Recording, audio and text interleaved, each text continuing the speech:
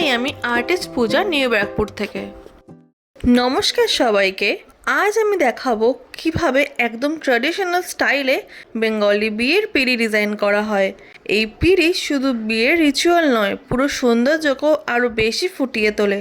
তো চলো শুরু করা যাক। প্রথমে আমি এটা করেছিলাম, পিঁড়িটার প্রথমে এক সাইডে ভাঙা ছিল, তো ফেভিকল আর কাঠের গুঁড়ো একসাথে মেখে নিয়ে সেই ভাঙা জায়গাটায় লাগিয়েছি। তারপর সেটা কয়েকদিন শুকাতে দিয়েছি যাতে শক্ত ও মজবুত হয়। ক্লায়েন্ট চেয়েছিল পিঁড়িটার উপরে ক্যানভাস বসিয়ে তার উপরে আমি যাতে ডিজাইনটা করি, তো সেইভাবেই আমি কাজ শুরু করলাম।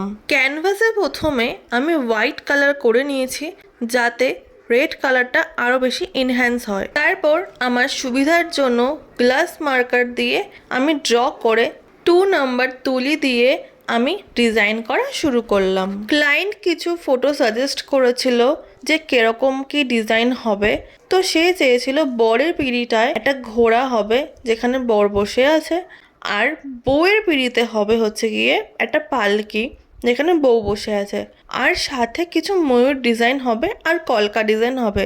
সেই মতো করেই আমি আমার মতো করে ডিজাইনগুলো শুরু করলাম করা।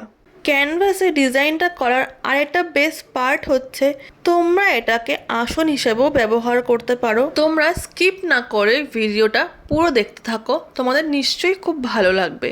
তোমরাও যদি তোমাদের স্পেশাল ডের জন্য এরকম পিঁড়ি ডিজাইন করাতে চাও আমাকে দিয়ে, তো আমার বুকিং নাম্বার আমি স্ক্রিনে দিয়ে রাখবো, তোমরা কন্ট্যাক্ট করতে পারো আমার সাথে। বিয়ের সিজন তো শুরুই হয়ে গেছে, তোমরা লেট না করে তোমাদের স্পেশাল ডের জন্য যেই কাজগুলো অর্ডার করতে চাও আমাকে করতে পারো। আর এই ক্যানভাসের উপরে আসনের ডিজাইনগুলো আমার কাছে অর্ডার করতে পারো।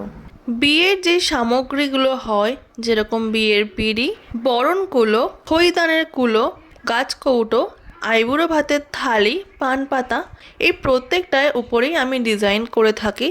তোমরা যদি অর্ডার করতে চাও স্ক্রিনে দেওয়া বুকিং নাম্বারে আমাকে অবশ্যই অর্ডার করে ফেলো। লাস্ট দুটো জিনিসের ভিডিও আসবে, আর একটা হচ্ছে গাছকৌটো আর একটা হচ্ছে পান পাতা। আবার দেখা হচ্ছে এটা নতুন ভিডিওতে। টাটা সবাইকে।